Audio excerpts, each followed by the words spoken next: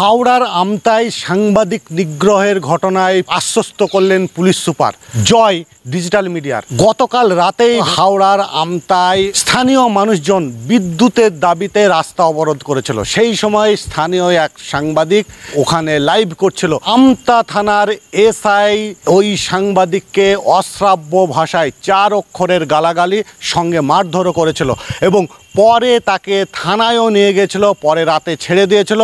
আজকে সকালে আবার ডেকে পাঠিয়েছিল। আমাদের যে সংস্থা সেই ডিজিটাল মিডিয়া ফেডারেশনের 10 থেকে 12 জন সাংবাদিক আজকে ছিলেন হাওড়ার পুলিশ সুপারের কাছে। শেষে পুলিশ সুপার আশ্বস্ত করেন যে উপযুক্ত ব্যবস্থা গ্রহণের এবং পরবর্তীকালে এই রকম যাতে না হয় তিনি সেটাও আশ্বস্ত করেছিলেন। এই জয় আমাদের ডিজিটাল মিডিয়ার জয়। তার কারণ খবরের কাগজ এখন অতীত, বর্তমান যদিও টিভি চ্যানেল থাকলেও ভবিষ্যৎ কিন্তু ডিজিটাল মিডিয়া। তার কারণ একটা মুঠো ফোন, একটা মোবাইলেই কিন্তু আমরা সকলেই নিউজ দেখি। সেই ডিজিটাল মিডিয়া ফেডারেশন আমাদের শুরু হয়েছে এবং তারাই আজকে গেছিল। হ্যাঁ, ওখানে যাওয়ার কথা ছিল আমারও, কিন্তু শর্ট টাইমের জন্য পারিবারিক একটা কাজের জন্য আজকে আমি হাওড়া পৌঁছতে পারিনি, না হলে আমিও আজকে যেতাম। বাংলার প্রতিটি জেলায়, প্রতিটি গ্রামে ডিজিটাল মিডিয়ার যে সাংবাদিক বন্ধুরা আছেন, আপনারা যোগাযোগ করুন এই ডিজিটাল মিডিয়া ফেডারেশনের সঙ্গে। এক ছাদের তলায় আমরা খুব শীঘ্রই আসতে চলেছি সমস্ত ডিজিটাল মিডিয়া সাংবাদিকদের পাশে থাকার জন্য। যেখানেই কোনো সাংবাদিক আক্রান্ত হবে আমরা সঙ্গে সঙ্গে ছুটে যাব ডিজিটাল মিডিয়ার ফেডারেশনের সাংবাদিকরা।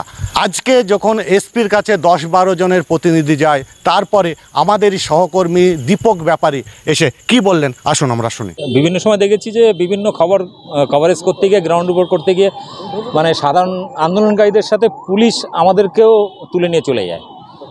সেগুলো মোটামুটি ভুলবশত করে নিয়ে ঠিক আছে, কিন্তু বলার পরেও যে আমি সাংবাদিক, আমি এটা কভারেজ করছি, তারপরেও তাকে সাংবাদিক হওয়ার জন্য গালাগালি দিয়ে একজন অফিসার তাকে তুলে নিয়ে চলে গেলেন। পরে অবশ্য রাতে ছেড়েছেন, কিন্তু তার ছাড়ার পরেও তাকে হুমকি দেওয়া হয়েছে থানায় এসে দেখা করবি পরের দিন সকালে। আমরা বিষয়টাকে খুব একটা ছোটোভাবে নিইনি এবং গুরুত্ব দিয়ে আমরা বিষয়টাকে নিয়ে সরাসরি আমরা এসপি অফিসে এসছি এবং এসপির সঙ্গে দেখা করে তাকে আমাদের অভিযোগপত্র, যার বিরুদ্ধে অভিযোগ, সেটা আমরা জমা দিয়েছি এবং তিনি বলেছেন উপযুক্ত ব্যবস্থা নেবেন এবং আমাদের বিশ্বাস, কারণ তার সঙ্গে কথা বলে যা মনে হয়েছে তাতে তিনি ব্যবস্থা নেবেন বলে আমরা ধরে নিচ্ছি। উপযুক্ত পদক্ষেপ না নিলে পরবর্তী স্টেপ কী নেবেন? পরবর্তী স্টেপ এনার যারা উপরে আছে তাদের কাছে আমরা যাব, কারণ যেখানে ভুল করে পুলিশ আন্দোলনকারীদের সাথে একজন সাংবাদিককে তুলে নিল, ভুল করে হয়ে যায়, পরে ছেড়ে দেয়, কিন্তু এখানে তোলার সময়ও গালাগালি করছে মিডিয়া বলার পরেও, এমনকি ছাড়ার সময়ও তাকে হুমকি দেওয়া হয়েছে পরের দিন সকালে আসতে। জানতে চাই সেদিনে ঠিক কী ঘটনা ঘটেছিল?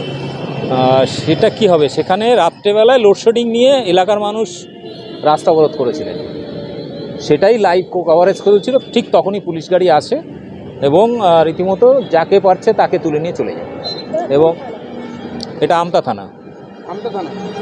পরবর্তী ক্ষেত্রে যদি এরকম ঘটনা পুনরাবৃত্তি হয়, দেখুন আমরা পশ্চিমবাংলায় ডিজিটাল মিডিয়া যারা কাজ করেন প্রত্যেককে বলবো, আমরা এই প্রথম একটা শক্তিশালী সংগঠন গড়ে তুলেছি ডিজিটাল মিডিয়া ফেডারেশন, এবং ডিজিটাল মিডিয়াকে স্যাটেলাইট বা বড় যে চ্যানেলগুলো গদি মিডিয়া আছে যাদেরকে আমরা বলছি এখন, তাদের দাদাগিরি দিন শেষ। কারণ তারাও বুঝে গেছে, তারাও এই মুহূর্তে ডিজিটাল প্ল্যাটফর্মে চলে এসছে, কিন্তু তাদের থেকে অনেক বেশি ভিউজ বা মানুষের মধ্যে বিশ্বাসযোগ্যতা আমাদের প্রতি, গদি মিডিয়ার প্রতি নেই। এই জন্য নামটাই গদি মিডিয়া দেওয়া হয়েছে। ফলে আগামী দিনে ভবিষ্যৎ আমরা, ফলে আমাদের উপরে যদি কোনো আক্রমণ আসে সেক্ষেত্রে কিন্তু আমরা হয়তো কমপ্লেন করছি, এরপরে এর থেকে আরও কোনো বড় রাস্তা আমাদের হাঁটতে হবে যদি না এই ধরনের ভুল না হয় আর কি।